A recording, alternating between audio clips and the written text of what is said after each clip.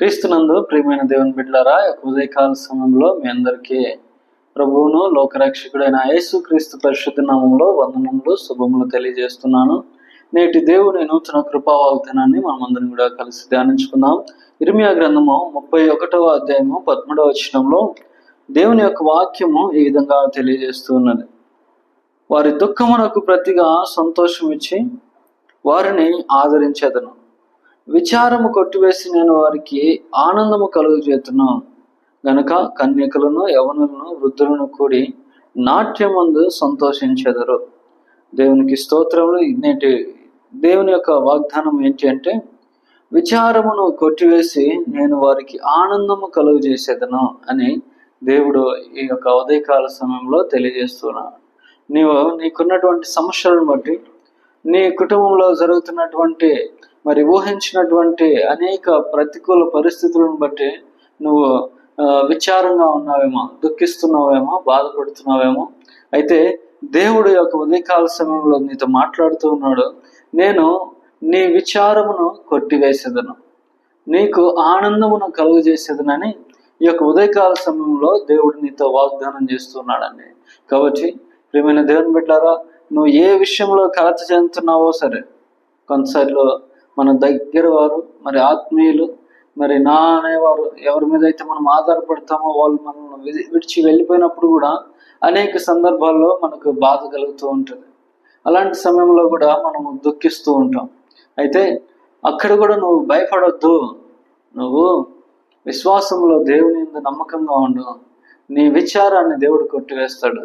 నీకున్నటువంటి బాధ నుంచి నేను నిన్ను విడిపిస్తాను అని దేవుడు ఈ యొక్క ఉదయకాల సమయంలో తెలియజేస్తున్నాడు. కనుక నువ్వు భయపడొద్దు, విచారించొద్దు, నువ్వు దుఃఖించొద్దు. అయితే దేవుడు వాటన్నిటి నుంచి నేను విడిపించి నీకు ఆనందమును కలుగజేస్తానని ఈ యొక్క ఉదయకాల సమయంలో తెలియజేస్తున్నాడండి.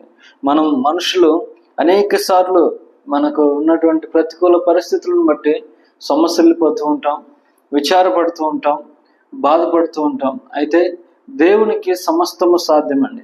ఆయన యందు విశ్వాసం ఉంచి ఆయనను సొంత రక్షకునిగా అంగీకరించినట్లయితే దేవుడు నీ విచారమును కొట్టివేసి నీకు కావలసినటువంటి ఆనందాన్ని, నీకు కావలసినటువంటి సంతోషాన్ని, నీకు కావలసినటువంటి నెమ్మదిని దయచేస్తానని ఈ యొక్క ఉదయకాల సమయంలో, ఈ యొక్క పునరుద్ధాన దినములో దేవుడు నీకు తెలియజేస్తున్నాడు. కనుక నువ్వు ఏ విషయంలో అయితే దుఃఖిస్తున్నావో, ఏ విషయంలో అయితే నువ్వు బాధపడుతున్నావో, ఒకవేళ శరీరంలో ఉన్నటువంటి రోగమును బట్టి నువ్వు బాధపడుతున్నావేమో, నీకున్నటువంటి అవమానమును చూసి దుఃఖిస్తున్నావేమో, నీ అవమానము ఏదైనా సరే, నీవు ఏ విషయంలో అయితే అవమానపరచబడుతున్నావో వాటన్నిటిలో దేవుడు నేను తప్పించి, ఎక్కడైతే నువ్వు అవమానపడ్డావో అక్కడే దేవుడు నిన్ను ఆశీర్వదించి వారందరి ద్వారా దేవుడు నిన్ను హెచ్చించేలాగున, వారందరూ నిన్ను పొగుడులాగున దేవుడు మార్చగలిగినటువంటి దేవుడు అండి. అయితే నువ్వు ఆయన యందు విశ్వాసం ఉంచాలి.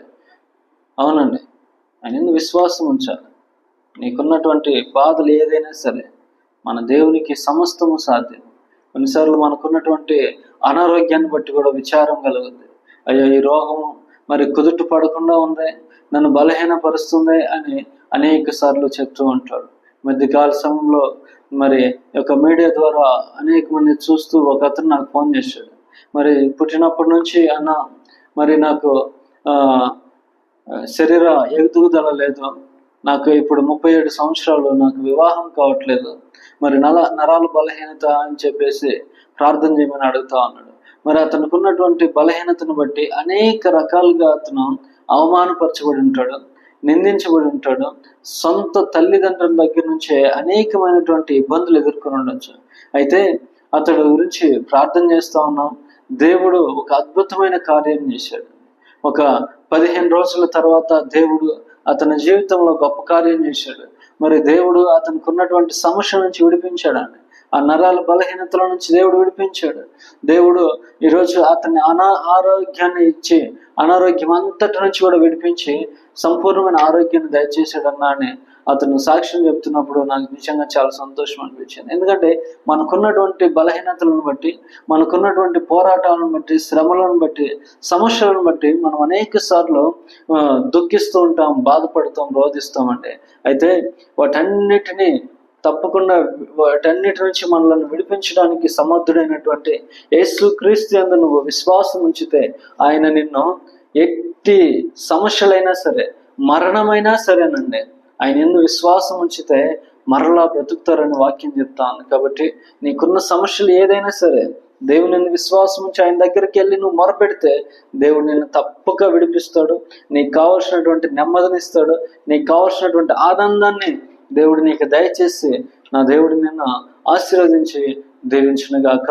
అలాగనే నీ విచారమును కొట్టివేసి ఆనందమును దేవుడు నీకు కలుగు చేయాలని ఈ యొక్క ఉదయకాల సమయంలో నేను ప్రార్థన చేస్తున్నాను. ఈ వాగ్దానాన్ని నువ్వు కూడా విశ్వసించినట్లయితే నాతో పాటు ప్రార్థనలో ఏకీభవించు. నా దేవుడు నేను ప్రకటిస్తున్నటువంటి పునరుద్ధానుడైన యేసు క్రీస్తు ప్రభువారు నీ విచారమును కొట్టివేసి నీకు ఆనందమును కలుగు చేయనుగాక. ఆమేన్. ప్రార్థన చేసుకుందాం. మహాపరిశుద్ధుడా, ప్రేమ కలిగిన మా తండ్రి, కృప కలిగిన దేవా, మీ యొక్క పరిశుద్ధమైన నామానికి వందనాలు, స్తుతులు, స్తోత్రాలు చెల్లిస్తున్నాము ప్రభు. తండ్రి యొక్క పునరుద్ధాన దినములు దేవా, మీరు ఇచ్చినటువంటి నాయన ఈరోజు వాగ్దానాన్ని బట్టి మీకు స్తోత్రాలు దేవా. నేను నీ విచారమును కొట్టివేసి ఆనందమును కలుగు చేస్తానన్నావు ప్రభు. దేవా, అనేకమైన శ్రమలను చూసి, బాధలను చూసి తండ్రి దేవా, మా ప్రతికూల పరిస్థితులను చూసి ఎంతో మనోవేదన, ఎంతో చింత నాయన, ఎంతో రోదన దేవా. అయితే నేను విశ్వాసం ఉంచుతూ నేను ముందుకు వస్తున్నాము నాయన. దేవ, నరాల బలహీనతతో ఉన్నటువంటి అతన్ని ప్రభు మీరు ముట్టి స్వస్థపరిచారు, ఆరోగ్యాన్ని ఇచ్చారు. నాకు కూడా నాయన నా ప్రతికూల పరిస్థితులను అనుకూల పరిస్థితులుగా మీరు మార్చండి. నన్ను ఆశీర్వదించండి తండ్రి, నన్ను ఆశీర్వదించండి ప్రభు. మీరే గొప్ప కార్యాలు నా జీవితంలో మీరు చేయమని ప్రార్థన చేస్తున్నాను. అవును తండ్రి, ఈ యొక్క మీడియా ద్వారా ఎందరైతే నాయన దేవా చూస్తూ నిరీక్షిస్తున్నారు, విశ్వాసం ఉంచుతున్నారు, వారందరి జీవితాల్లో ప్రభు ఉన్నతమైన కార్యాలు మీరు చేయమని యేసు క్రీస్తు పరిశుద్ధ నామంలో ప్రార్థన చేస్తున్నాను తండ్రి. ఆమేన్.